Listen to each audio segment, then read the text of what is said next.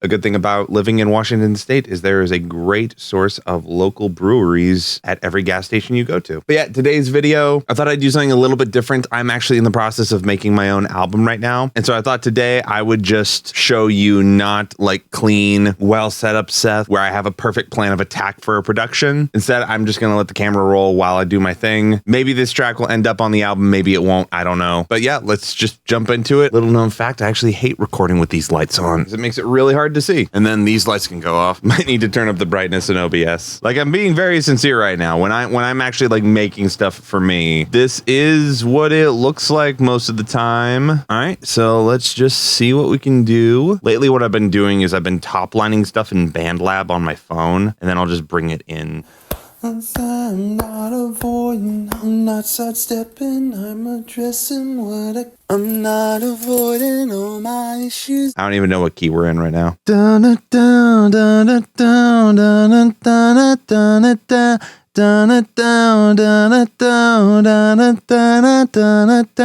not avoiding all my issues, I'm addressing what I can. Just transferring over what I can from this. Just putting the vocals together from like the ad-libs that I have. And I was like, damn, what you meant, I knew you were not a fan. I feel like it's easier for me to just like come up with stuff to a vocal than it is to try to make vocals fit with an instrumental. When I started learning how to produce, I started by grabbing acapellas from YouTube and then producing underneath those. So for me, writing feels very natural when there's like a vocal already. So I feel like this is a verse. Oh, I was like, damn. I want to throw on Metatune, but Slate isn't working. All right, we bounced it down and going back to Ableton 11. I was just like, oh, it'll be fun. Let's try doing it in 12. Nope, none of the plugins work. 195.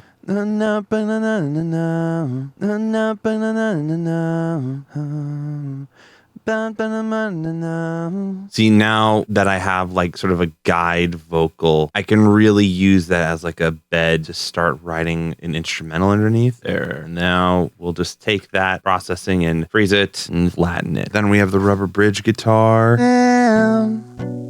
Oh, I was like, damn. Oh. Want to tune it to Dadgad and then maybe throw a capo on it? No.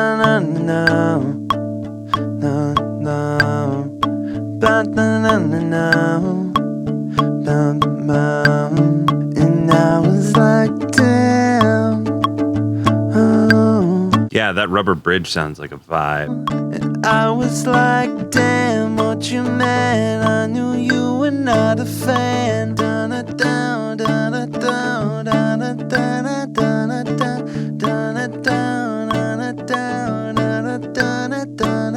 I'm not avoiding all my issues, I'm addressing what I can. Damn, what you meant, I knew you were not a fan.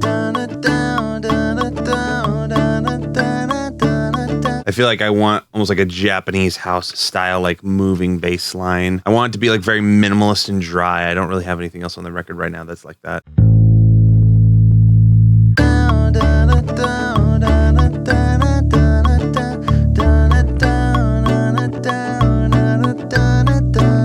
I'm not avoiding all my issues, I'm addressing what I can. Let's try to find some guitar.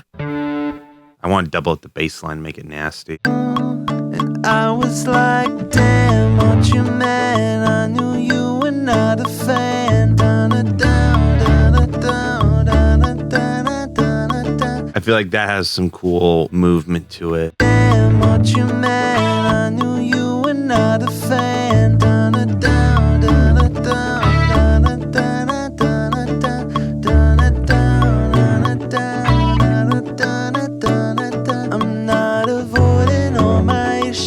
I want to get like some really fun drum beats going. So we've got this ride loop going. I want to make it almost last longer.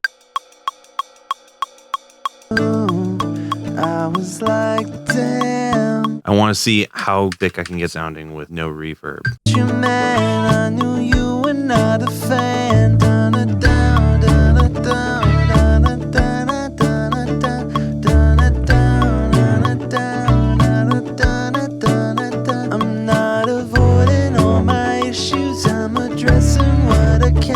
Let's go to the Jack Antonoff sample pack. There's a bunch of weird stuff in here. Yeah, let's try taking this guy. Let's just try making this weird. Then we can use like some gate lab, make it sound even weirder. Not a fan. All right, I like that. Now let's try getting some synth layers going, but no reverb. I'm deciding that's the challenge for this.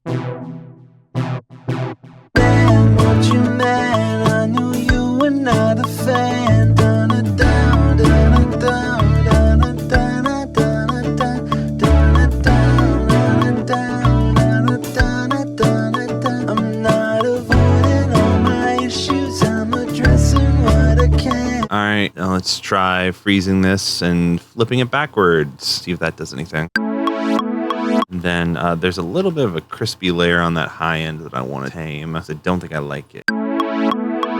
Then flatten that.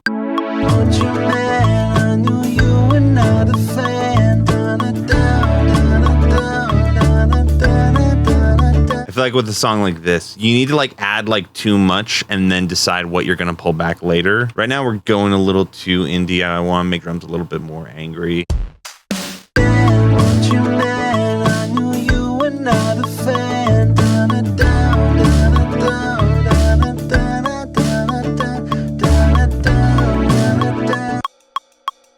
Let's take this guy. I like the weird thing that it's doing right now, but I almost want to like make it less nice sounding. Then we're gonna lower those transients.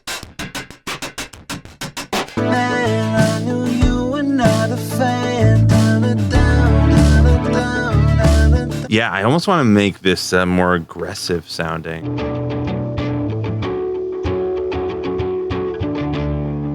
Yeah, having everything be aggressive instead of like light and indie. I actually like that a lot more. Then let's just sidechain everything.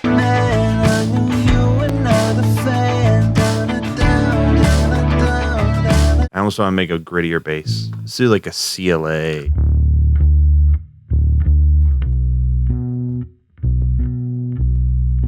Snare drum is not hitting hard enough, so you add some 100. Oh, shoot.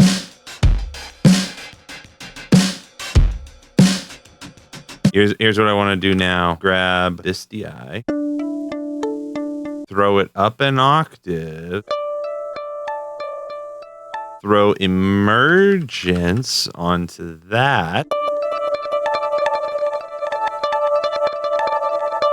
Now let's freeze and flatten that.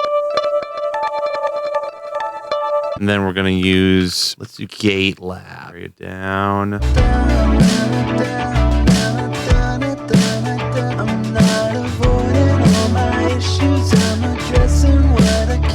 Then let's try one more version of EA1. This will be the one element with reverb.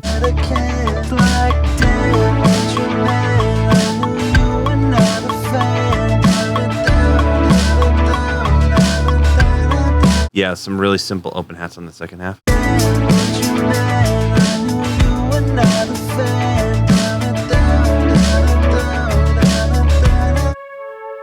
I almost think this guy should be grittier.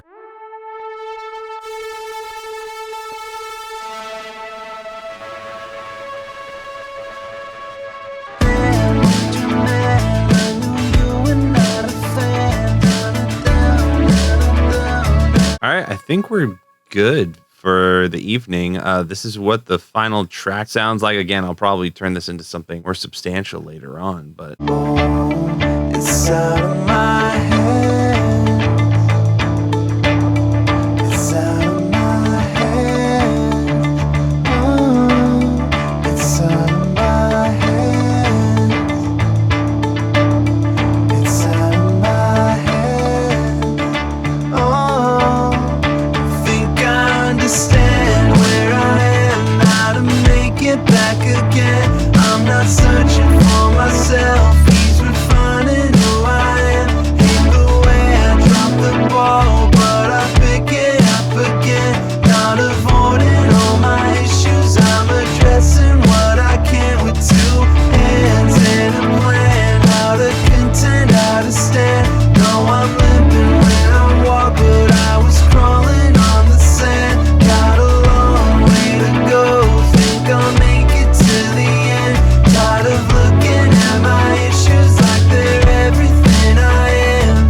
So yeah, that's what the thing sounds like right now. That's about 2 hours in. Again, if you guys are interested in me making more videos like this and sort of showing the process behind me making my album, I'm really down with that because this was a lot of fun and it's a lot easier than trying to remake a track from scratch. I will still keep doing the track remakes. Just this week I wasn't able to do one and I figured this week it was better than nothing. But yeah, if you guys are interested in stuff like this, let me know. And yeah, I'll see you guys next week.